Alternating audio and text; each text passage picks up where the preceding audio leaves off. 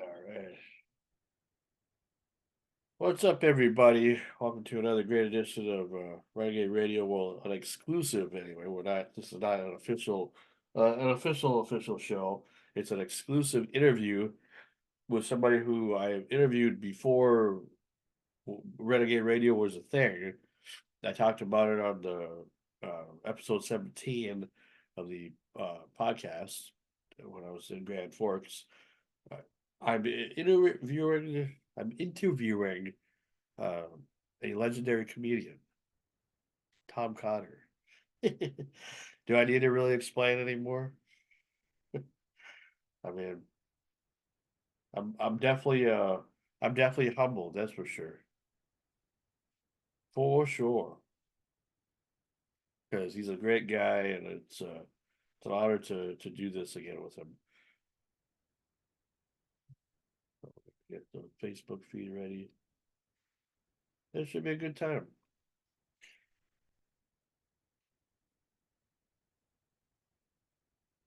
Should be a good time. You should. You should.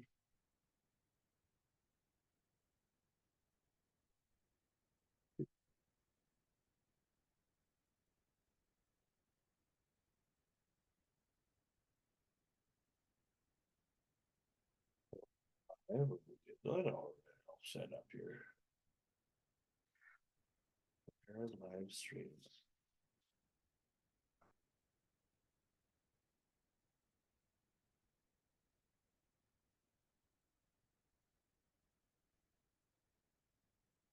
Do do do do do do do.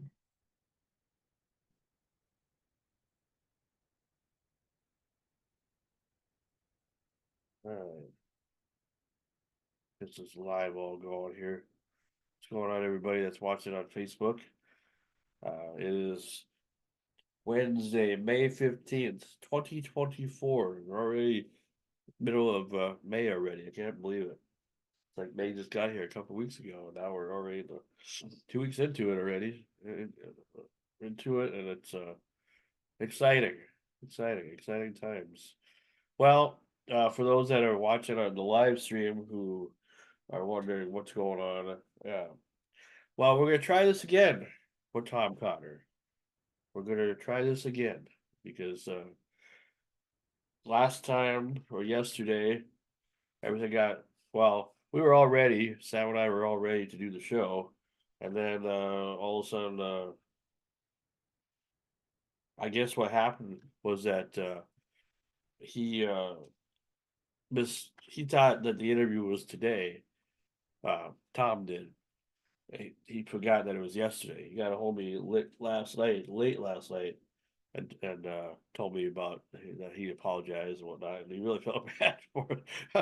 It kind of surprised me. It's just like, wow, I never would find out, would never think that somebody would feel bad for not uh, uh, chatting with me, but because we've chatted before, and I'm sure he'll realize that afterwards. But it doesn't matter. It doesn't matter. I mean, it's like, hey,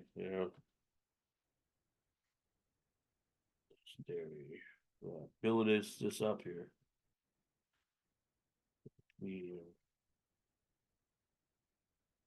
So we're gonna try again because why give up?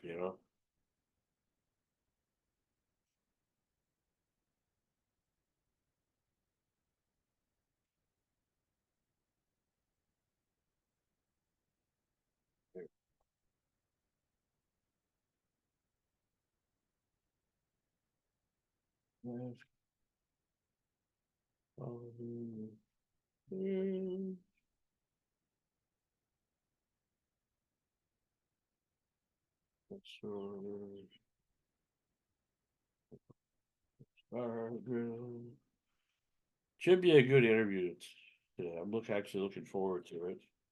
Just tagging some people here. I think we'd like to check this out. All right. Now I will send Tom the link here. invite link here. We'll see what happens. And just so you know, if he does forget, or if he did forget, I don't think he will forget, but if he did, uh, if he does or happens to, I have his phone number, so I can call him now. Because that's the thing, I got his number. I have a lot of celebrities' numbers, or people that I've interviewed and stuff before, or people that I know. I just don't say too much about it. I mean, would you tell people if you had certain people's numbers? I mean, some people do, I guess, but it's like it's just it's they trust you, and it's like I'm not gonna do anything weird with it or anything. It's just just nice to have that respect. So let me share this out now while we wait for Tom to get here. So yeah, I hope you guys are having a good old day. It's a kind of a crappy Wednesday. Probably just today outside. It's kind of rainy outside, but that's about it. That's about the only difference, I guess. It's just rainy, very rainy.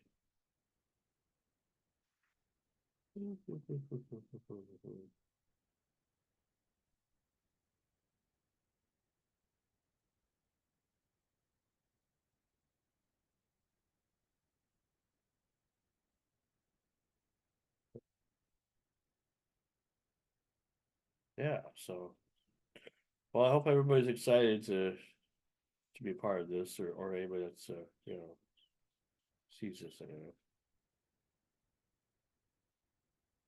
Share share with the link.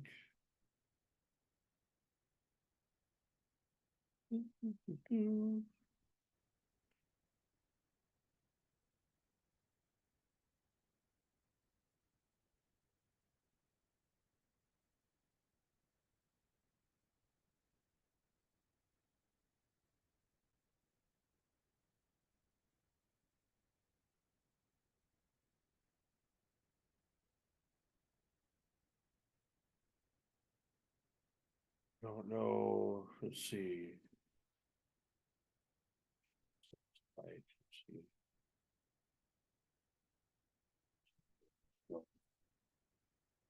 What is that? Yeah. Facebook has really gotten weird lately with their encryption stuff or whatever. I don't understand why they gotta make it so difficult to share stuff now. It's like it used to be easy to share stuff on Facebook, and now they made it even harder because I try to share it to certain groups or whatever, and doesn't want to always do that. Doesn't want to always share it to the group that it needs to share to. I don't have that great software like they got over in Grand Forks there, where you can just go live and you go to and you're on every media platform, but that's possible. Yeah. All right.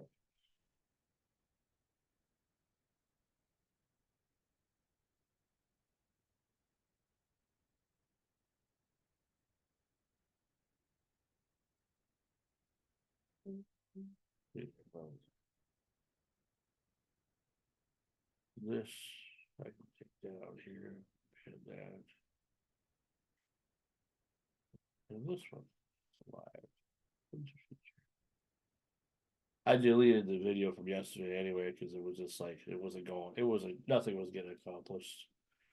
It just wasn't. But should be all right now, hopefully. Alrighty, so it's almost 3 o'clock here. Hope you guys are having a good afternoon here. Welcome to Renegade Radio, an exclusive Renegade Radio video here, where we're going to be interviewing legendary comedian Tom Cotter. And I would have had my crew with me, but of course, with everything going on like it has, it's like uh, everybody everybody's busy with stuff. It seems like And that's fine. I mean, everybody's. That's you're right, but we'll see if we can get. Well, I see somebody's online here. Friend of mine here. I'm gonna see if he wants to come on and.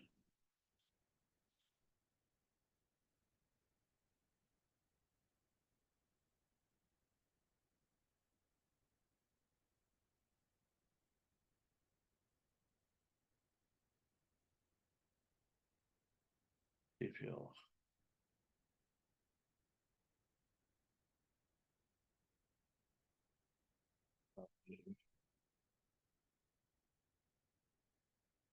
Oh my goodness, there. Well, should have everything all set up and all ready to go now. I think nothing else I need to do.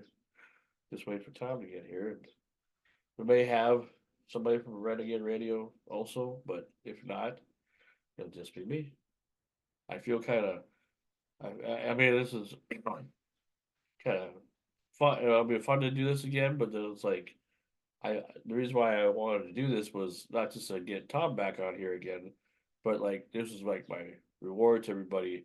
Well, it's a reward to all the viewers out there as well, but it's like to my crew because we've had two successful seasons or one successful first year of doing the show, and I realize not every episode of the show is wonderful or great or whatever, but most of the episodes have been. Everybody loves the guests, and then sometimes people say we have too many guests.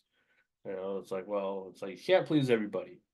And sometimes your crew members they like to be a little repetitive sometimes. But you know what? At the end of the day, we're doing something good. We're doing something that most people around my area aren't doing when it comes to interviews or with celebrities or anything like that. So not many people are doing this type of format of a show. So, but I'm excited. Everybody else should be excited. So hopefully I won't have to call him because I really don't want to have to do that. But I did send him the information. So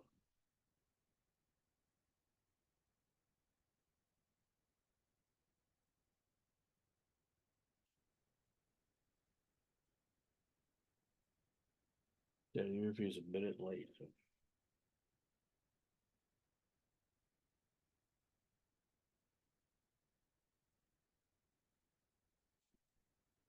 that should be a working link there anyway. Do do do do.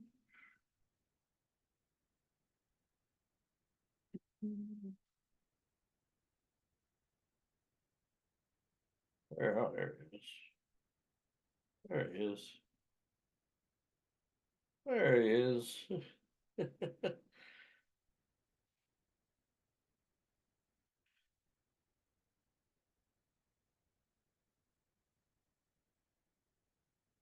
Hey, Greetings, everybody. hey, what's going on? All right. Isn't it nice that I can actually read a calendar now? Hey, Hey, I'm I really mean, sorry. Once again, I want to say it verbally. I've already said it written wise. I pride myself on being a professional, and that was a jackass move yesterday. So much apologies headed your way. I apologize. hey, I appreciate the fact that you got back to me because honestly, man, like I said in the email, I was actually really worried about you because I was just like, boy, maybe something happened, you A know. lot of people are worried about me, but for other reasons. So it's nice. Join Well, the club. yeah, well, I mean, you know what I mean. It was just like it wasn't just because of the interview. I mean, it's like, well, that can always be done another time. It's just, Yeah. they're really just worried about, make sure you're okay because I know you're a busy guy, but then you got a lot of stuff going on. You got family and And everything. I So also live in New York, so I could have been stabbed or yeah, or shot. punched or Anything could have yeah, happened. Let me turn off the overhead lights so that it doesn't glare. sounds good.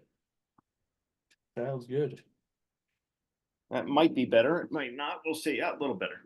Yeah. Well, I got a brand new monitor I just bought a couple weeks ago here for my computer. So I got one of those Dolby Vision monitors now. So You everything's win. yeah, everything's in better quality. You must have did something different with your background now because your background was different last time we we spoke? Because we've spoken. Yeah, I had a banner up there. I'm still a whore, a self-promoting whore. So you still see my book right there. Uh-huh. And then I have my face there. This is my cutout. That's Uh-huh. Charles Dickens. Uh-huh. And back over here, you can see Trump, Hillary, and Bernie Sanders, I think. That's Trump, Bernie, Hillary. There's Yeah. no choice. Sure, Uh, sure. yeah, I want to be an equal opportunity abuser. So that's that. And it's very busy behind me. I apologize for that. No, I no, can that's I can do a background if you want. no, I don't care. You just oh Hold on. yeah, I it have don't matter something. to me. You're fine. I mean, I was just commenting because I remember what you looked like last time because we've spoken before. I Yeah. probably didn't tell you that. I don't know if you remember me from last year, a year ago or whatever. Oh, there you go. There you go. Now you're in Much there. better. Oh, geez. Yeah. Now you got angel wings in there. Oh, there you go. Got Perfect. it all. I can do all these things. Wow. Oh, hey, Prison yeah. cell, Oh, sure. Yeah, live from prison. Prison, perfect. and there's always the toilet. Oh, absolutely. We love toilet humor on Renegade Radio.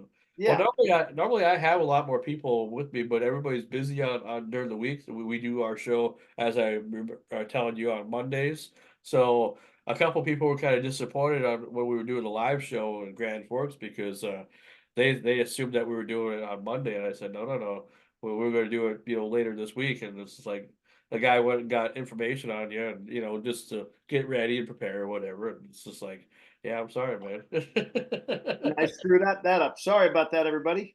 No, no, you're fine. I mean, it is what it is. And actually, I think one of my guys actually wants to come in now that he sees that you're here. So hold on one sec there, there, Tom. I'm Sure. just give him a because this guy now when I tell you who well you might not know the name as far as who he is as far as like what he does or whatever or who the guy is or whatever but when you see him you might recognize him as well he's a tribute artist or he was and he is recognized as somebody who is no longer with us but he did a tribute of a legendary comedian we'll just say Oh, and wow. he got the okay from this guy's family because his family, like his brother's still around, and he used to be his manager and stuff, and kind of one of the icons of the comedy world. So when he pops in here, I'll introduce you. But anyway, Do I have to guess who the comedian is? well, sure if you want. I mean, if you have Sure. any idea, I mean, you're pretty intelligent, and you worked with a lot of people. Maybe you met this guy before. Maybe this is somebody who you got the chance to maybe talk to before Well, before you passed I'm on. intrigued. I want to see who it is. He's and I hope he gets his. He'll show you a picture too, because he's older now. But like what he used to do the tribute, he was a spot on, like literally spot on. It's just kind of weird how that works, with doppelganger and whatever. So here he comes here. Can you see him at all? Got to be innocent. Absolutely. First guess. No, it's Rodney Dangerfield. No, I'm just kidding. No, hey, show Tom the picture. There, John. Innocent. Absolutely. Perfect. God, I miss that guy. Oh, hey, show him. Might want to mute your audio though, or whatever, because Yeah, hold on a second, because I got everything screwed up here. no problem. It's a screwed up day. It's okay. I miss that guy. Oh, might want to mute your audio though, or whatever. Yeah, hold on a second, because I got everything screwed up. There you go. Does that work? Yeah, that's better. How's that for you, Tom? Everything okay? It's great. I just wish you had a green head covering like we do, so that we could. Oh, it's not St. Patrick's Day? Yeah, Every day is Okay. St. Patrick's Day. Come on now. yeah. Well, introduce yourself, John, to Tom. Well, his real name, John, but introduce Screamin yourself. Sam. I've been doing as a tribute artist since 1998. And like he said, I'm endorsed by the family. I was endorsed by the family. And Bill Kinnison is one of my best friends, a good guy, so I had a lot of fun in the years doing this. But a lot of comedians didn't like me because they thought, oh, you're doing someone else's stuff. But they didn't understand it's a tribute. It's not Yeah, it's like a tribute selling band. anything. Right. But It says the word tribute right in it. So, you know, That's what I'm saying. They're like, well, it's easy to do something. And actually, it's not easier doing the other people's act because if you're not spot on, people don't like you. I mean, they just don't want nothing to do with you. I mean, they don't realize that. But yeah, I had a lot of fun doing what I did. I think it's great. You know, I think you're introducing Sam Kinison to maybe a younger generation that wasn't around when he was around. Exactly. Yep. Yep. He's a legend, and everyone should know who he is. But I did write my own bits too. Whenever I did my shows, I used to write little bits and do it as Sam, and people like that. I mean, Well, you can do Sam. You can read the phone book and do Sam, and it'll be funny. You know, screaming. Really cares. Well, I just showed how old I was. I said phone book. Those haven't been 30 years. That? Jesus. Next thing you know, you say TV guy. And it's like, what? Anyway. Respect your elders. anyway, All I right. followed you. I seen you on American Got Talent. Sorry, I had to see that. It was. I mean, dude, ever since I says, man, I love this guy. I've been following you ever since, and watch all your stuff on YouTube or TikTok. You on TikTok? Yeah, TikTok. I am. I'm a whore on TikTok. The Chinese they know all about me now. And I just been a big fan. I think you're so. And then I find out your wife's a comedian, and that's even better. Both of you on stage. Oh my god! And she's funnier than I'll ever be, and she'll tell you that every chance she gets. She went further than I did on Last Comic Standing, and that comes up a couple times a week. Oh, sure. Throw that into a conversation. Didn't I go further than you on Last Comic Standing? Yes, honey, you did. I suppose half the time your kids don't know what to do with you guys half the time. You know, we got two parents as comedians. Yeah. I'm amazed they're not in therapy yet. They will be, but not yet. It's a matter of time. Sure. I heard one of your bits the other day about the plow. Your girlfriend got run over by a plow. And you says the sad part is I didn't even know how to drive a plow or something. I tell you what, Yeah, I almost died. That was funny. What do you come up with? I mean, seriously, That's an old one. I don't do that much anymore because now I talk about being married, and that's an ex-girlfriend bit. But I love. Well, you could say your wife. Yeah, I could. Well, I already bash her enough. So when we work together, she goes up and does a half hour just eviscerating me, and then I go up and it's a rebuttal, and you get a he said, she said kind of feel. It's fun. Well, for me, it's like when you do the hand motions when you like to drive the plow. It's like, gee, that's just that gets me going. It's freaking hilarious. But that's the thing, that's why even like last year when I talked to you for the first time, I was very intrigued, but to do this because I watched your stuff. I learned a lot about you, and then I knew from stuff I've seen before, and I mean, maybe I don't know. Do you think you see a lot of one-liner? I mean, I don't want to say you're a one-liner comedian, but you're kind of in that realm where you improvise and you come up with the most craziest things to say most of the time, but it makes sense. Do you think think there's a lot of that around, or is that a rare treat nowadays? Well, I am a one-liner guy, but I'm also a misdirection guy, and a misdirection comics. It goes back to vaudeville. It's my style is modeled after the setup and punch. That's your basic joke. Setup, punchline. But a misdirection comic tags that joke to death. So each tag after the punchline takes it in a different direction. It's another curveball. So it's a puzzle piece to write, but it's a lot of fun. And there's some really good people at it. Don Gavin is my hero in comedy. Everyone should know who he is. He's out of Boston. He does it he's got a black belt. He does it with a thick Boston accent and a great attitude, and he's really good at it. Wendy Liebman is well-known comic. She does misdirection. Brian Kiley. There's a few comics out there that do it, and it's kind of neat to try to string all those one-liners together into some kind of story when each one is a left turn. So it's just kind of fun to write. The only problem I have now is I'm so old I forget everything. I'm just good. I mean, you have to come back and see a show again. That's all right. Yeah, it'd be called I forget everything. It'd be called forgetful comedy, that could be a thing too. I mean, who knows? Like, I don't know that. Would someone say seniors instead of Screamin' Sam, do Senior Sam?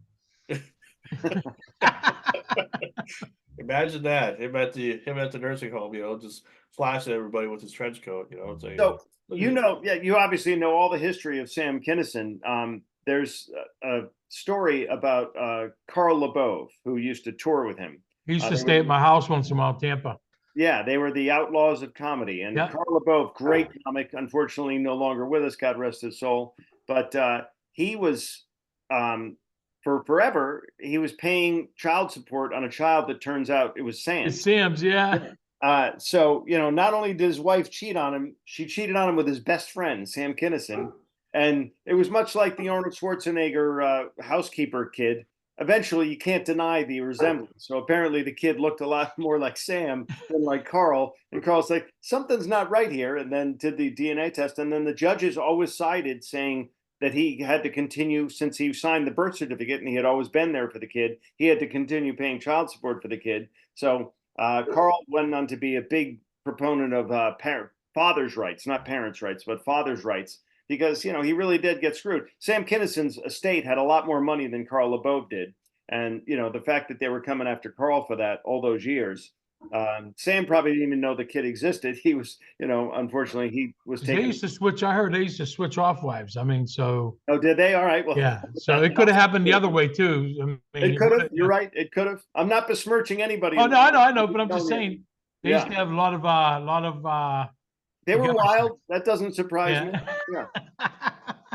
I saw him live in Providence when I just started. I was an open micer, and he worked at the Providence Civic Center, and he was driving around the block and after the concert with his head out the limousine, just screaming at everybody. And the crowd was in the streets. They just thought it was the best thing ever because the show was phenomenal. And then afterwards, that he was teasing everybody as they were leaving the concert, driving around, sticking his head out the sunroof and screaming at everybody. It was so fun.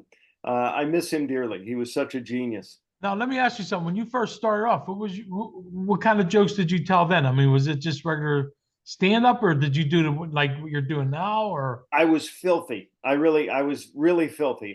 The guys I looked up to when I was a kid were Richard Pryor and George Carlin. They were filthy, and I loved Kinison. I loved, Dice Clay was a little after I started, but I kind of loved that he was filling arenas being filthy. So right. I was filthy. And then a lot of the headliners in Boston kind of did an intervention with me and pulled me aside at the Comedy Cellar, the Comedy Connection one night, and said, dude, you seem like you're not a bad guy, but nobody wants to work with you. Nobody wants you to open for us because you're filthy and you're going to go out there and destroy or ruin the audience with your filth. And then we have to go up and try to be clean and clever, and it's just not going to work. So you're depriving yourself. Comedy is all C's. It's corporate, cruise ship, casino, comedy club, and colleges. And so colleges and corporations won't hire you if you're that dirty. Right.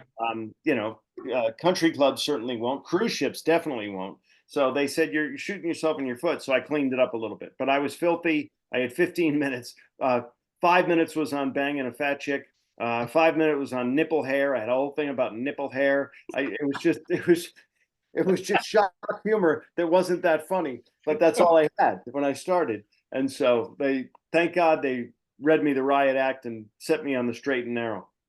Well, even me, like when I doing a tribute act, they wouldn't hire me to do comedy clubs or anything because they said Sam was too bad, and they didn't want that in their I mean, I lost a lot of work because of doing a tribute to Sam.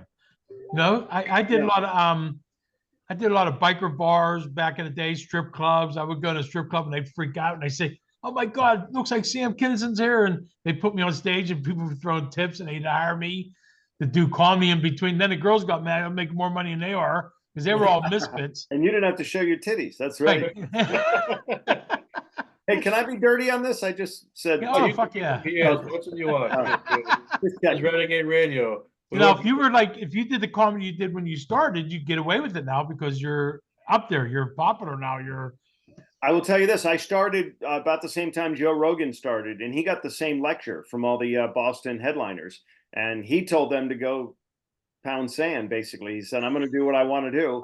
And I got, I went kind of cleaner from there, and I had a decent career, but no one's had the career Joe Rogan's had. So right. I'm not telling young comics that that's the way to go. I'm just telling you that's what I did. But the contrapositive of that is you can look at what Joe Rogan did, and I would argue that he's much more successful than I will ever be. Oh my God, his podcast is just crazy. It's unbelievable. Unbelievable. Has he had you on his show at all? No, he's talked about me on his show, unfortunately. from the old days, and it's never flattering. I used to do some horrible things when I was young because I was young, dumb, and full of cum. And I used to do a thing called the sack walk, which is hanging your testicles out of your fly, but keeping your penis inside. And we called it the sack walk. And it's something I learned in college. And uh, he talked about that now twice on the air, and people keep sending me clips about it. It's not. I'm now. I'm old now, and I have 3 grown children, almost grown. My youngest is 17. You don't want that out there, but Right, right. you plant the seed, it's going to grow. So it's my fault. I shouldn't have been doing the sack walk, and then talking about. So now if your kids start doing that, they'll know where they got it from. They're like, It's oh, genetic. yeah. Absolutely. You got a nice set. You want to show everybody. You That's want right. That's right. Be proud. Yeah, be proud. That's how we used to end.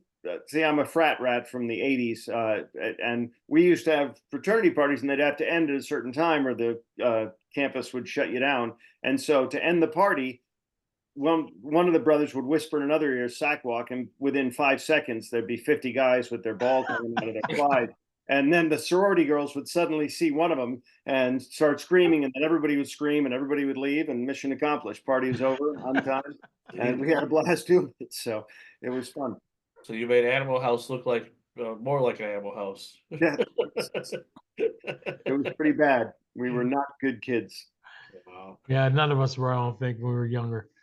But you're a good kid now. You got lots of specials out there. You just released a brand new special, and I like the title because back in the day, or like about 10 years ago, I did a radio station that in Rapid City, South Dakota. It was a station that my friend and I put together. So it's an internet station, but it got kind of popular around the area. People were wondering what's going on or whatever. It's like not many people were doing podcasts yet, or not even podcasts. It was like just a live 24-hour radio station, but we built it from scratch.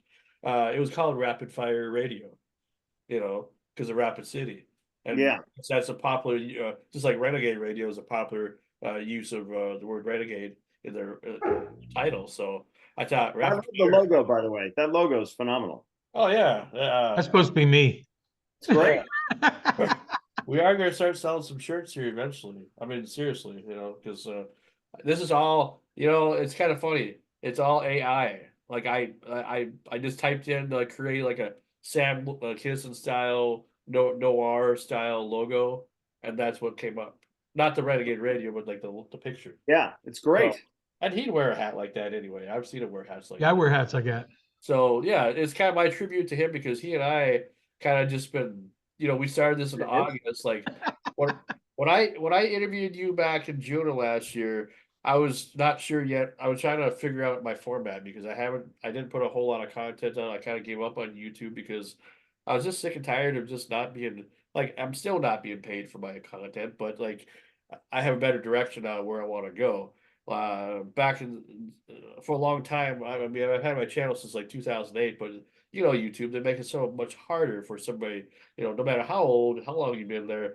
If you never had an audience or whatever, you're probably never going to get a big audience. You have to work twice as hard or 3 times as hard to try to find your audience. And so I gave up, for a long time. And then I just decided I wanted to do some content again. And you were like kind of one of the inspirations for that. And then a few other people I had on at that time because I've done interviews since 2006. But it's like, I wanted to do a podcast that was different in my area because in northern Minnesota, nobody does anything like this. I mean, it's not just a podcast. We do interviews with celebrities all the time. We've had some big names.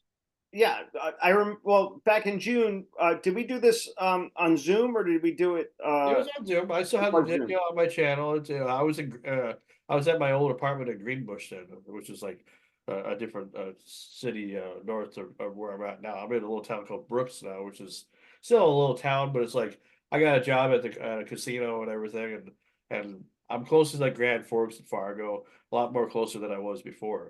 And as far as like the Minneapolis, because I know you're coming to here in June. I wish you the come. Loons on the Lake. Yeah, I'm doing the Loons on the Lake. Yeah. Everybody thinks Minneapolis is Minnesota, but there's so much more to Minnesota than just Minneapolis. We got lots of areas. Just we could book you at our casino, but I don't know if I don't know what your schedule is. So it's like you're everywhere. But I knew you were coming to Minneapolis, so the night before Minneapolis, I'm seeing the Grateful Dead in Vegas at the Sphere, and so I should be in rare form the next day when I Oh, absolutely. do that gig. The next night, I got to take not a red eye flight. It's a 6 a.m. flight to get into Minneapolis, St. Paul, to get to the venue on time to do the gig. And I will. Well, some of my brain cells will be gone, and some of my synapses will not be firing. But I'm looking forward to it. It'll be a lot of fun. So what the new special? Because last year you were talking about doing the special, like you were getting ready for it. Last summer, yeah, we filmed it last July, and then it took them that long till April. yeah, but we actually January they started sending us edits and figuring out okay. stuff. So and then they had to schedule them. They wanted to stagger them, and we did. I think we shot 16 or 17 of them in a week. And so you'd keep the same audience for 2 acts, 2 specials, and then they'd release them the next night, 2 more. And we did that for a little over a week. And yeah, it came out April 16th. It's called Rapid Fire because that's my style of comedy. It's kind of rapid fire. That's what they suggested, and I went with it. And yeah, it's just fun to have another thing out there for people to yap about. It's Yeah, good. some fresh. You ever stay in fresh touch with Howie? I'm sorry, go ahead, Sean. I was just saying, just some fresh content. That's that's Yeah. always nice. Go You ever ahead. stay in touch with Howie Mandel? Well, Wait, Howie, Howard holy Stern. shit. Howie Mandel. Yeah. Yeah, Howard indirectly. I told you I'm hired- getting old. What the fuck?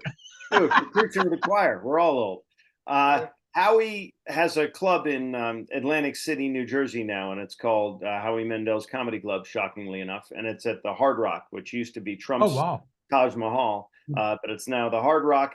And yeah, he's had me come do that a couple times. And then he became one of the principal owners of the Montreal Comedy Festival. And if you know comedy, that's the biggest festival that's ever been. Everybody talks about it. Yeah, the pandemic hit it hard apparently, and it's on kind of shaky ground. They're not going to do it this summer for the first time in forever. Hopefully, it comes back though, because now that Howie's an owner and I'm at least on his radar. I hope to be able to get back there. I've done it several times, and it's so much fun. It's the best festival out there. There's the Fringe Festival in Scotland, which is also great, but for comedy, it's the Montreal Comedy Festival. It's always been. So who do you normally see at these events? Just new people, I suppose, and a mix of legends, I suppose. Everybody, yeah, you see big headliners, and then you see people who are open micers coming. They have that Montreal always had a thing called Fresh Faces, which is kind of the brand new comics coming up. So they'd invite 20 of them to come up there, and it's all expense paid, and they fly you up in the middle of the summer.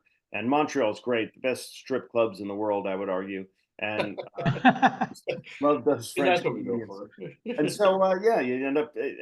Those festivals are great. Not only do you perform, but you schmooze. The rest of the time, you're networking. You're meeting other comics, and they're telling you about some new room that you should do. And it's all just kind of hanging out with people of your ilk and having a great time. So I love going to festivals. I go to almost every one I'm invited to. Is life a lot different now for you since you became well known? And what did make you well known? What TV show made you? Do you think it was American Got Talent? I had done TV before AGT, but AGT is a different beast because it's prime time. Our demographic was 20 million. We had 20 million. When you do like Leno, I think we had 5 million people viewing, and I was the third act, which means a lot of TVs were on, but people were already asleep.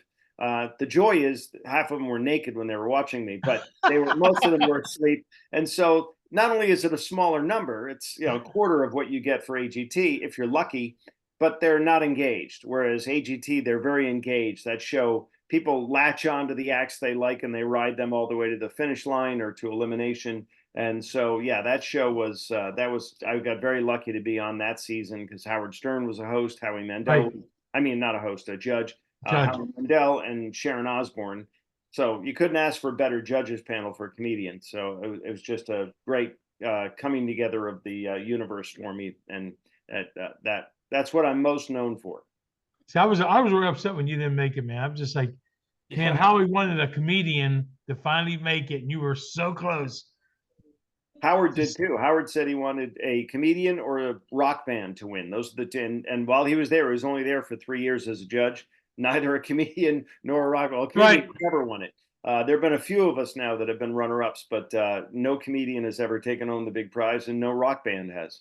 So, Which very I just don't understand. I mean, I get it, you know, how, you know, of course dogs are cute and everything, and we all love them, but it's like, yeah, I mean, you're a living, breathing human being who is going to be around for the next, you know, a long time or whatever, and this could really well, or it did evolute you or whatever the word is, but like, it would have done bigger things for you. You probably would have had your own sitcom, probably. Who knows? Who Yeah. knows?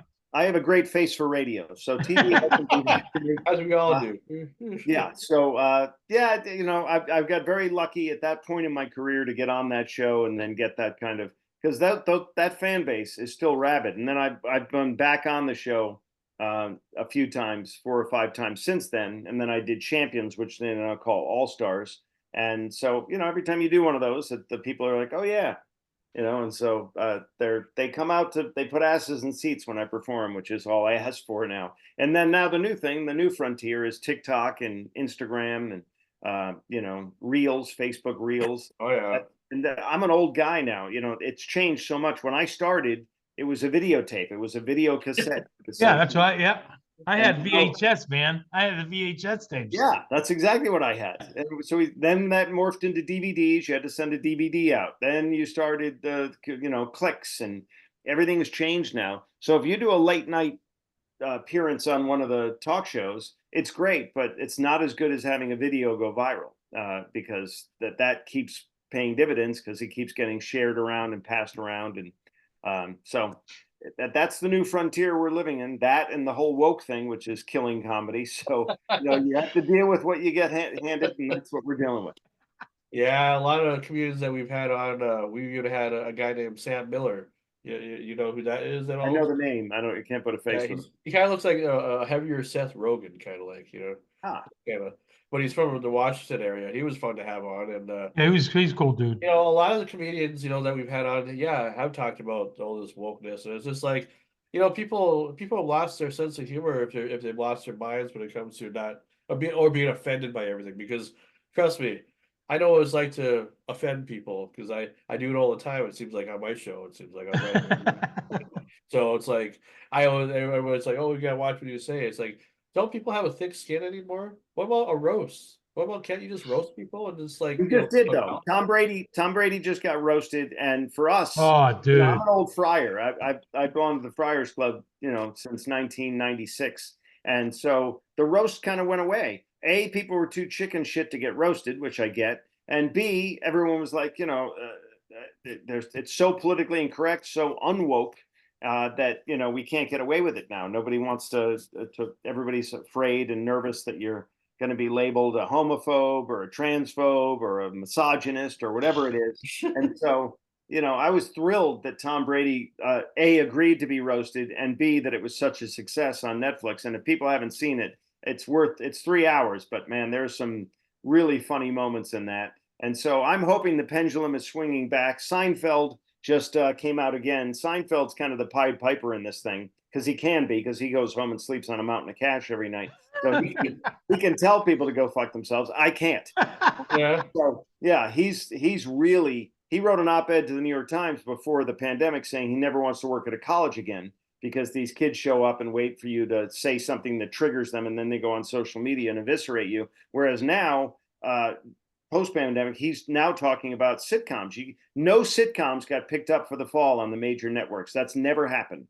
And the reason is because all these scripts are being submitted, and these young people right out of college that have been brainwashed are putting lines through everything. You know, this is, you know, you can't say this, you can't say this, you can't say this. So by the time the script makes it to the producers or the executives of the networks, they're like, there's nothing here. You've chopped out all the funny. We're not putting that on the air. So it's sad for America that the sitcom is now unfortunately gone the way of the dinosaur, but I hope it'll come back. I hope the roast is showing us that things will come back. We used to be afraid of old people. I used to be afraid of born again Christians and devout Muslims and old people because they would be offended by the stuff I said. Now I'm worried about purple-headed 22-year-olds who show up at my shows, you know, who are, you know, non-binary or whatever you want to be, that's fine. But let us tell jokes. You came to a comedy club. Don't come in here and expect not to be offended. Not every joke is for you. 100%. Yep. But that's kind of where we are right now, and it's sad. And I hope the pendulum will swing back. Billy Burr's also come out against it a lot, which is great. He's a champion of the anti-woke movement, as is Chappelle, and all these guys are kind of heavy hitters. So hopefully, people will take notice and we'll come back to some sanity. You know, one of the roast I really, really liked, and I give him a lot of credit because he got slammed, was Donald Trump. Oh yeah, Ever watch his roast? yeah. I mean, they ripped him inside out, and he took it and he was actually funny when he went up and talked about everybody on the thing. As was Brady this last time. Brady. Yeah, I didn't see Brady's. I'm gonna watch it though. Oh yeah, it really is. You know, if you have 3 hours to kill, I'm telling you, Nikki Glazer. You know, she was the only real. Well, there were two females. One is a lesbian who, you know, kind of comes off as a dude a little bit because she likes to, which is fine. But Nikki is the only feminine creature on the dais, and I'll probably get hate mail for saying this, but she killed it. She was #1, I think. Tony Hedscliffe, who I didn't even know before the roast, crushed it. And some of the professional athletes, because, you know, they have a team of writers. So these guys get up there with some decent writing, and it's great. You know, Gronkowski, who knew he could be funny? You know, it was really a great thing. And Who's the bald-headed guy who owns the boxing? He owns a boxing match. He owns what's his name? Dana. Yeah.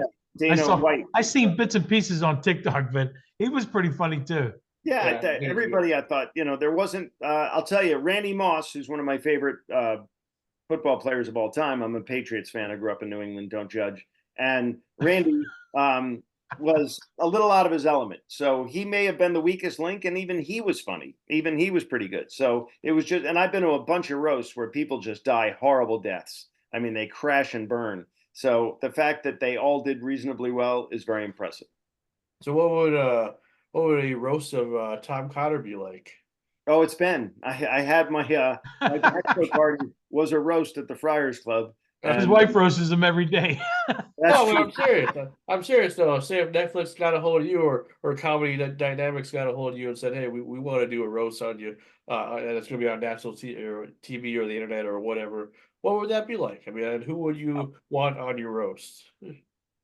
Well, a lot of guys that roasted me for my bachelor party. You know, a lot of great comics just eviscerated me in front of my father, which was sad. And the running theme of that roast was, my dad's a doctor, so they would say, "Sorry, Dr. Cotter." And they'd go up there and they'd say, "Well, Cotter had a bong in one hand and a titty in the other." And they'd look over at my dad and say, "Sorry, Dr. Cotter." And they'd continue on. So the theme was, "Sorry, Dr. Cotter," because, you know, they talked about how much pot I smoked back in the day and what a dog I was and what a filthy. The sack walk, of course, came out many times.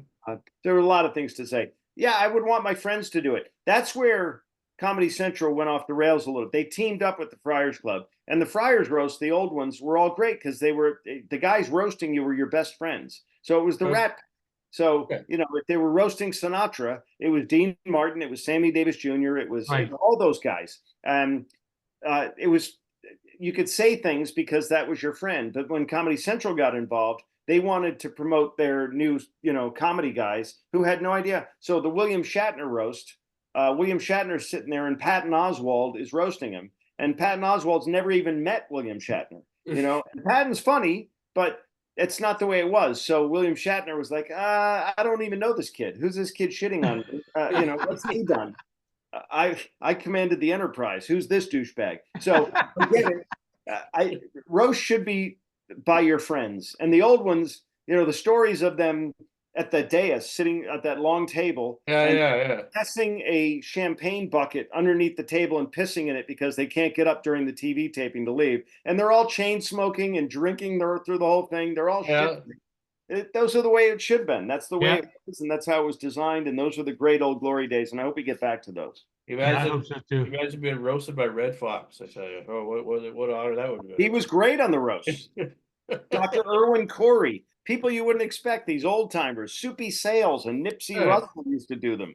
Guys you see on game shows and stuff, but they really could be really edgy and blue and dirty and fun. And not just for the sake, but really to jab the guy. And they always did it with a smile. It was never venomous. Yeah.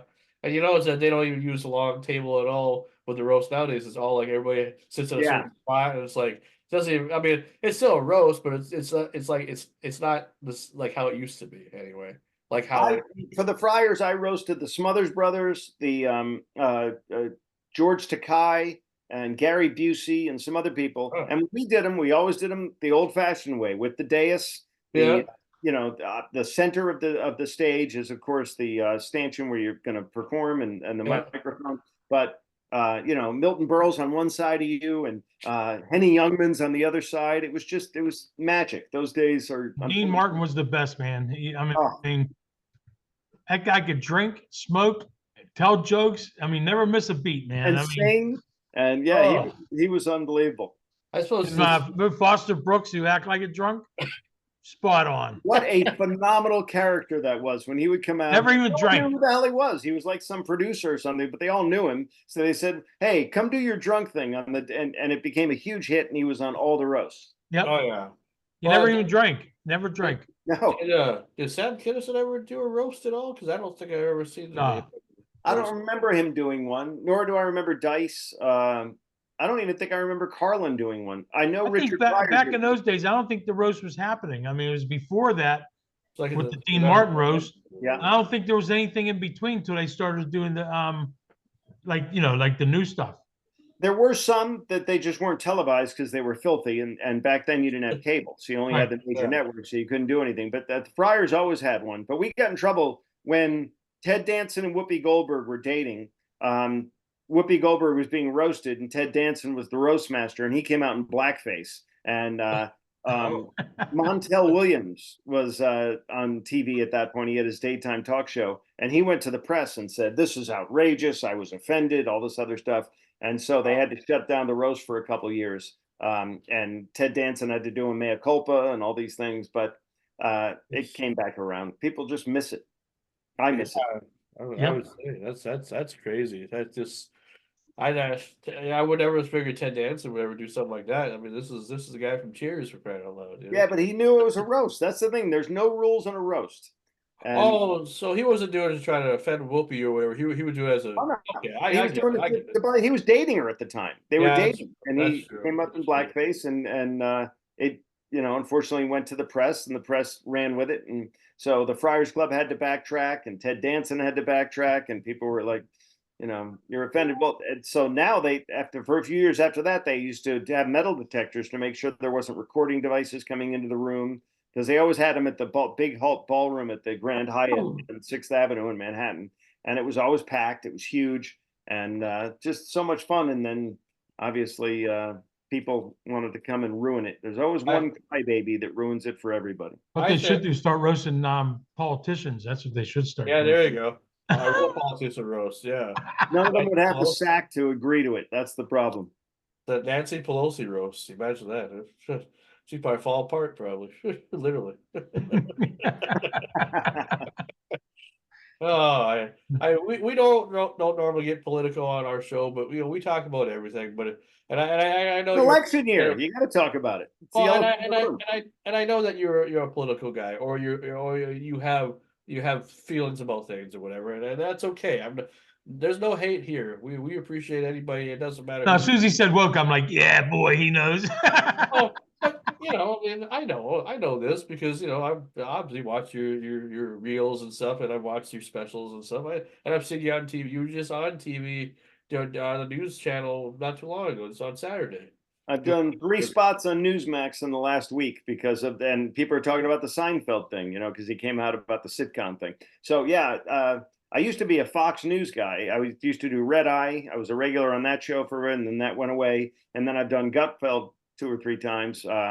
So people identify me.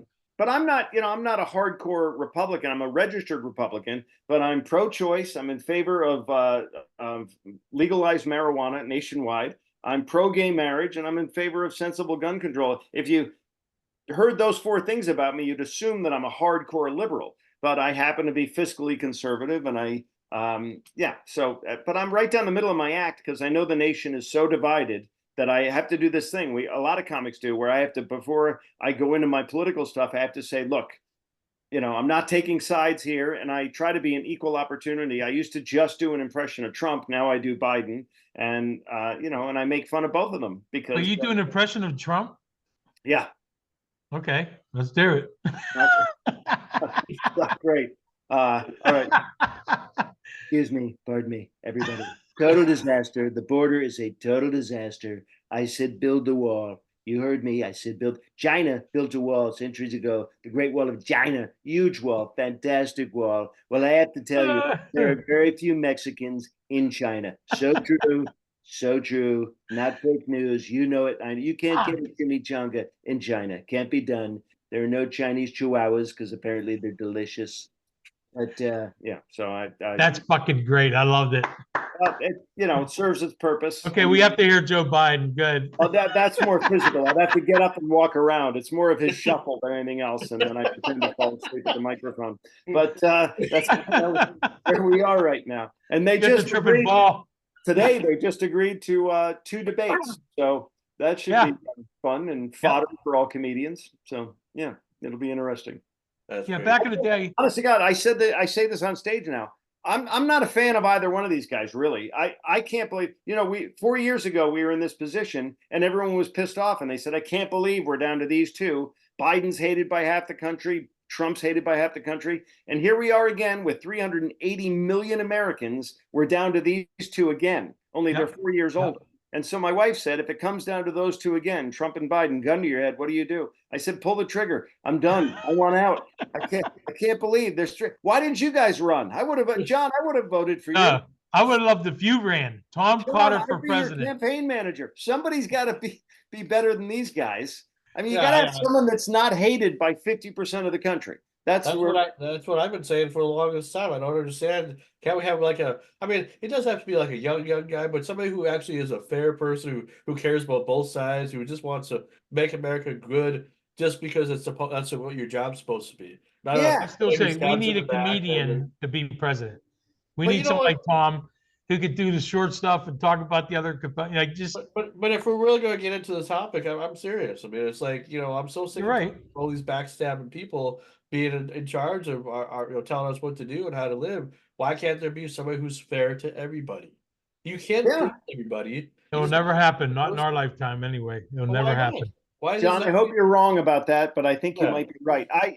We need a unifier. That's the thing. And we thought Biden was going to be that guy. We thought he was going to bring everybody together again because he's such an old school guy, and he just got even more divisive. So now we're so polarized. And I happen to think that people are getting fed news on their TikTok, their Instagram, everything specifically to what their interests are. So we're even more separated now than we were 4 years ago. And everyone's in the corner, and we've lost sight that we're all Americans. And I actually said to my wife not too long ago, and I'm sad that I said this, but I said, we need another terrorist strike to bring us all together again. So we can actually wave the flag and not be ashamed. People are burning the flag again. I can't even fathom that. Why are you doing that? Don't make sense. Their lives for that. And because you're mad about something else, you're going to burn the flag? Doesn't make sense. Completely unacceptable. Doesn't make any sense. So there you go. That should be your cover of the new album. Vote for me, everybody. I'm a man of many talents. We can do this all day if you really want. Come on now. You know what else you want? Hey, I performed at the Comedy Cellar one time. Did you? Yeah. I couldn't believe that place. No one believes me. You walk down a set of steps and the stage is like, boom, right there. Right there. You sit to the right. You sit to the left. I think I made a joke about it reminded me of an elevator, you know what I mean? I don't know, coming down and you're on a stage, it's like someone walks in on you they're walking on an elevator. It's just like, I don't know. It was funny at the time, but I forget. That's how Manhattan is, though. It's so claustrophobic and everything in there. And if you're eating in the restaurant upstairs, the Olive Tree, and you have to piss, you have to come down, walk through that crowd. So people get eviscerated. They're just trying to have a shawarma upstairs, and now they just want to take a piss. That's all they want. Yep. The comedian will just rip them from the time they walk into the room to the bathroom on the way out. I'm there this weekend. Yeah, I work at the Cellar a lot. It's my favorite. I loved it. I loved it. It's it's the room in Manhattan right now, and arguably in the country because it's Manhattan. But it's where they all stop in. Chris Rock stops in, Ray Romano stops in, Seinfeld stops in. Yep. I'm name dropping, but I mean, those are the Chappelle's always popping in there. And so, you just hang out and, probably the woman who books it, Esty, is just wonderful. And she, she'll load you up on a weekend and give you a bunch of spots. And they own like 5 clubs within a 2-block area. So you literally just park once and you walk, a block Between clubs. and different audiences and you see all the comics. It's a great experience. We're very lucky to have that. I think we did like an open mic night. I was with a couple of comedians, and them two were like, we're in my van. They're talking. We're talking about shit. They both get up there and they start telling jokes about what happened in the van. I'm like, this is fucking unbelievable. These guys could do something like that, because I'm not a professional joke writer like you are or they are. You know what I'm saying? And they just cracked me up, man. I did my Sam thing. That was it. You know what I mean? But I like what I did, like when I was in there, Clinton was in office, and I wrote a joke. I forget who was first, Bush, right? And then Clinton. No, Clinton. Well, the original, Bush.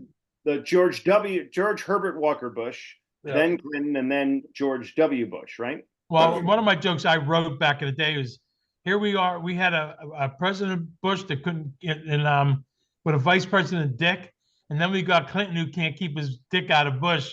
You know what I mean? That went real big. Yeah, when I did the Tonight Show, that was tell you how long ago that was with Jay Leno. Every night for over a year, it was all Monica Lewinsky. That was almost every night. Yeah, it was about Monica Lewinsky, and because that was the big scandal du jour, and that's what everyone talked about. But yeah, I wrote a joke about her too. I wrote like when that shit happened 9/11, if Clinton was in office, they'd be knocking on the door going, Clinton, there's trouble in New York. And he'd be like, I'm coming. Here, come here, bitch. Let me wipe my dick off on your dress. the Gap dress. So I have it. I just never really used it because I did Sam all the time. But I thought about doing my own shit and getting on. Well, Sam could do that. You could do that as Sam. Yeah, so I did. That's what I did. But I thought about getting back into comedy as myself. I mean, Screamin' Sam, I own that name, so I might as well use it. Yeah. And I could tell my story and then just write some other jokes. You know what I'm saying? Yeah, I know a comic who goes up as Vlad the Impaler. He goes up as he dresses up like a vampire. So he goes up there with a long coat, and he's written 10 minutes of just vampire jokes, and it's all puns, all stupid stuff about sucking your blood and everything else, and it's very funny. But then he also just goes up as a regular comic and kills, just doing regular material. So yeah, you can do it either way. You can do it as Screamin' Sam or you. Right. Oh, absolutely. No, one of the things I was going to say too is like, you talk about people being woke now or whatever, or cancel culture and all that stuff. Jerry Seinfeld just released that movie, Unfrosted. I don't know if you've seen that or not. I did. Yeah, we watched it. I mean, that's a pretty funny movie. I think, for. It brought me back to I was a cereal, junkie when I was a kid. I literally, I ate cereal 3 meals a day for my whole life. And Captain Crunch was my god and all these things. So yeah, the Pop-Tart was huge. I remember when that came out and all those things. So that was very nostalgic for me to watch that movie. I thought it was great. I started watching. I fell asleep last night, but I started watching it. Well, you're not going to see it in the Academy Awards, but it was still entertaining. Well, I mean, he had a point though. It's like how many. I mean, the parody of comedy films, you don't see a whole lot of that anymore. Like the Leslie Nielsen style. Even though I heard Liam Neeson's gonna do a remake of Naked Gun. Wow, that would be impressive. Because Leslie Nielsen was a famous straight actor. I mean, he just did acting roles. And then when he switched and started doing the airplane thing, those are such great movies. Those are the original Airplane is top 5 for me, I think, comedy movies. Sure. It's right up there with Blues Brothers, Animal House, some of the ones that I adored, Monty Python, The Holy Grail, some of those that I grew up with that I adored. And how old are you, Tom? How about those Red Sox? How they I will be 61 in June. No way. Yeah. I'm 66. Ugh. You don't look it at all. Yeah, black don't crack. That's right. I'm still 40 over here. I feel it. I feel every minute of it. But it is what it is. I respect my elders, though, John. Absolutely. Well, we appreciate having you on the show, really, because this is like my, I told everybody on the crew because we had like 4 or 5 more people that are on our crew, and I said, because we've had a successful first year. I mean, like I said, we started this show back in August of last year, and I mean, how many people have we talked to, John? Well, A over 50 lot. people at least, have been on our show, from musicians to comedians. We give everybody a chance, even the comedians coming up. Like a friend of mine's a comedian in Pittsburgh. He's well known in Pittsburgh. He used to write for Jay Leno back in the day. We put him on the show and that, and we let him promote himself. And You might, Good. you might he know actually him. thought our show was great. He thinks the name's awesome. I do Renegade too, and I Radio. love the logo, as I said. My only problem is I feel bad that I blew you guys off last night late. Oh, that's all right. We just had nothing to talk about. We just stared at each other on TV. Thanks a lot, Tom. Well, that's the whole joy of these podcasts is that you're basically just shooting the shit with a couple people, Right. and people can tune in if they want. If they don't want to, so be it. I regret not doing a podcast back in the day because I had a few offered to me, and my wife and some people wanted us to do a husband and wife thing, and we never did it because I was on the road and she was on the road, and it was just too hard to do the logistics. Plus, I'm a tech moron, so I was afraid to go on the road and do it by myself. I needed a tech guy to run the board or whatever, and so I never did it. But I commend you guys. I love podcasts. I think they're such a great little chunk of the entertainment world right now, and they've really taken over. Not just Rogan, but a lot of these guys. Greg Fitzsimmons, a dear friend of mine, has a great podcast that's served him very well and continues to put asses in seats for him. So If you Google Well, Scream, yeah. if you Google Screamin' Sam podcast, I used to have my own podcast back in the day, and Fox News heard about it because back in the day there was hardly anybody who had it. So when they heard about my podcast, I made the newspaper. They called me and here we just started doing internet TV, which was not. I mean, nobody did it. yeah, And they were so shocked about that. I had like a 3-minute segment on Fox News about our internet TV show, which was if you could probably look it up, and if you just Google Screamin' Sam, I pop up a lot. But man, I'll tell you what, that was one of the best things that ever happened to me back down in Florida. I was well known. Up in Ohio, they don't even know who I am. I just wrote down Screaming Sam podcast, so I will be looking. You'll hear it's edgy. I mean, it's dirty, like a Howard Stern type thing. But Good, love it. yep, And if you like that type of stuff, I mean, you can always look up our Renegade Radio podcast because we've always what we do. Like I said, it's celebrity interviews, but we always get into good conversations. I was gonna say, I mean, I know this is probably probably would never happen, but I mean, if you do happen to have a Monday night that's free, because we're gonna be taking next Monday will be our season 2 finale, and then we're gonna take a 6-week break. It's about July. I'll go to you guys for 2 seasons. That's good. Yeah. Well, we it just came off an idea, and then like I told you, I just wanted to try to do something. he interviewed me 2 times before. 3 times. When I used to do me and Bill Kinnison would do it together. We'd do his podcast, then we take over the show, like me and him talking about Sam. He couldn't even get a word in with us. Yeah, literally. Bill was always yapping all the time. But no, but what I'm trying to say is that when we come back for season 3, if you ever decide that you don't have enough going on in your life and you want to be an honorary crew member or something of what we do, we can always use you for a show or whatever. Just because I know the other crew members would love to meet you too. It just if this would have worked out on Monday, then you would have met everybody. Are you going to hit me with more Catholic guilt and tell me they were on last night when I didn't show up? And Well, no, it was they were I invited everybody because I told them it was going to be on Tuesday, and this was like my reward to everybody for a successful last couple seasons. It hasn't been on that long, but we've done next week will be 34 episodes plus all the other exclusive interviews and stuff that we've done. So this is not an episode. This is just an exclusive interview, and I figure you're the toppest dog that I know that could come back and. That's me and Bill got tattoos. oh, that's awesome. Yeah, that was in South Dakota back in like 2005, I guess. Yeah. Yeah. It was awesome, man. He goes to me, you want to get a tattoo? And I was like, dude, I never had a tattoo. I don't know. So we went and got our tattoos and we figured out. That was your first tat.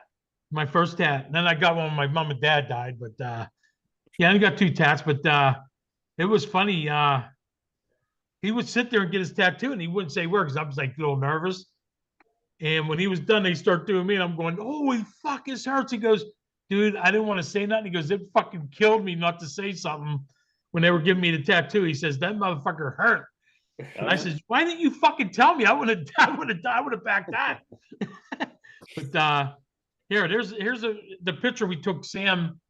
I don't know if you can see it's on the phone. I can. Yeah, that's him on the shoulder. You got the exact same one? Yeah, he put my brother, my friend. I put Wild Thing and then his dates. But that's me, like in that picture there. Yeah. We went to Sturgis. We met a band, and they actually asked me to come up and sing Wild Thing, and I did. Then they invited me to the big stage in the back where I wore my overcoat and everything. And me and Bill's walking back to our bikes, and people are going, "I'm your biggest fan, man. Can I have your autograph?" And this and that. And I'm like, "Fuck, I don't know what to say." I got Bill Kinnison with me, and Bill says, "Dude, just sign it." He goes, "Well, if they don't know the fucking guy's dead, they ain't that big of a fucking fan." You know what I mean? Good point. Yeah, the So point. I would sign Screamin' Sam, and I said, "Yeah, it's my brother Bill right here." We put his arm around each other, get pictures with us. Meanwhile, they probably went home and said, "The motherfucker's an imposter." I know comics who have been confused for other people, and they still sign. Someone will come up to someone and say, "Oh, I loved you on a show," and that they were never on, and okay, and they'll sign. Why have the argument? Just sign it. Make them happy. You walk away. Everything's cool. Does Sam have kids other than Carl LeBeouf's? Does he have other children? No, just that one. Just one. What if that kid's gonna go into comedy? Carlo Bove and I became pretty good friends. I went to see him at the comedy club. It's a great comic. I did my get up. I did my get up, and he seen me, and he pulled me on stage. He goes, "This is what Sam Kinison looked like," and he hugged me, and we were close ever since. And he would come to Tampa because I lived in Tampa for 20 years. He would come to Tampa, and he'd come to my house, hang out with us, play my guitars, borrow my car for a little bit. I had a Trans Am. He always liked driving a convertible, so we hit it off pretty good. Then at the end, when I was getting to meet Bill Kinnison, he come up with this thing. He goes, "Man, if you meet, I don't know if he had a problem with Bill, but if you meet Bill Kinnison, we're done." And I went, if you get to, and I says, "Really?" And I really wanted to meet Bill Kinnison. And I actually met Bill Kinnison and loved him. I mean, he treated me like a brother. He really did. He goes, "Man, you look more like my brother than anybody else." We call each other all the time. We say we love each other. He says, "Dude, you're the closest thing I got to a brother." I bring So back Carl and Bill don't get along? They didn't. They really didn't get along, no. Because, matter of fact, when I showed up to meet Bill, he put me on loudspeaker because he called Carl, and Carl started talking shit on me. He's going, "You don't want to meet that guy. He wants to commit suicide. He's this, he's that." And Bill, I'm sitting there listening to this shit. I'm like, "Get the fuck out of here!" Like he didn't want me to meet Bill. And then all of a sudden he must have knew something was up, and he's going, "Well, he's not really that bad of a guy." I mean, meanwhile, he hung out with me all the time. But I guess he just didn't want me to meet Bill, and I met Bill, and ever since then our ties quit. And I gave that guy money for clothing. I helped Carl LeBove a lot. What cancer did he have? He had some kind of cancer. I don't know what kind. I think it was like leukemia. I think it was blood cancer. I'm not even sure, to be honest with you. I mean, when he died, I felt bad because he was my friend. Yeah. He was my friend at one time. I really felt bad. I cried. I mean, it was sad. So did I, man. I was bummed. I didn't know him that well. I only met him a couple of times, but when I started, he was already up there. He was kind of like a big star. So I looked up to him. And then when I saw Sam Kinison perform, he performed with the Outlaws of Comedy. Yeah. Houston, and Carl LeBove came out with like parachute pants. I remember him performing coming out, strutting all over them. Like, who is this guy? And then he just cracked me up. And I ended up having a great night watching him. And so I became a fan instantly. And then I found out all the stuff from his sad life and Tears of a Clown. Comics are sad people. Besides what he said about Bill, I mean, about with Bill and that, I still like Carl. I mean, but he didn't want to talk to me anymore. So it ended. I knew him for a long time, too. Long time. That's crazy. So, well, we appreciate your time. Again, thank you for taking the time. And even if it's just today, it doesn't matter. It's nice that we got to do this because I wanted to do a follow up because you had a lot going on, and now people should check out your new comedy special, Rapid Fire. For anybody that doesn't know much about you after seeing this interview and still wants to know more, how can they find you? Well, I'm at Tom Cotter Comic on TikTok and Instagram, and that's pretty easy to find. COMIC after my name and all one word. And then I'm easy to find on Facebook and Twitter, etc. To just look up Tom Cotter comedian. There is a Tom Cotter who's a big auto guy, but we're different. He's great though. Yeah. So and then my website will have my dates, as will my fan page on Facebook. And I'm thrilled to be on with you again. Thanks for having me back on. Thanks for not stabbing needles into my voodoo doll last night when I screwed up the time. And, I hope I can come on for season 3. Oh, absolutely. Yeah, I mean, we'll get you on again. I mean, because I love for the crew to meet you, and if, we can do something this summer. And June 8th or 6th, I can't remember what it is. I think it's 8th. I'm at the Loons on the Lake Comedy Festival up there, your way. So yeah, Whose way? His way? my way. Yeah, he's coming What to about Ohio? Yeah, he's coming to Minneapolis. You coming to Ohio? Are you in Ohio? Ohio, and I got a house in Pittsburgh too, so I would live in both. Very nice. Where in Ohio? Ashtabula. It's like the very tip of Ohio. I know it. Yeah, I went to college in Ohio, so I was Okay. just there this past weekend. I was in Cuyahoga Falls, which is a nice way of saying Akron. I was there for the weekend. I did 2 shows Friday, 2 shows Saturday. Oh, I would have made a trip for that. That's fun. I'm in Ohio pretty often. Oh, I think I just took a date at Hilarities in Cleveland. So if you ever want to come see that show, let me know. Okay. I'll Yeah. contact you on Facebook or Yeah. yeah. That's cool. All right. Thank you. Well, I Tom's got guess- my contact stuff. To be continued, I guess. So we'll get Tom Cotter on for a 3rd time. That'll be great. Sure, damn it. All right. This is All right. easy. I love you, brother. I love you, man. You're Confuse me greatest. with someone who has somewhere else to be. I an hour a night. I can know where. So the time I was supposed to be on with you last night, I was twiddling my goddamn thumbs. I should have been on, but I was just such a moron. I thought it was the 15th because I'm a jackass. But we're over that now. You've We forgiven. still love you, brother. Yeah, We it's still all love you. good. Hey, you made up for it. We appreciate you. Thanks, man. Yes, you did.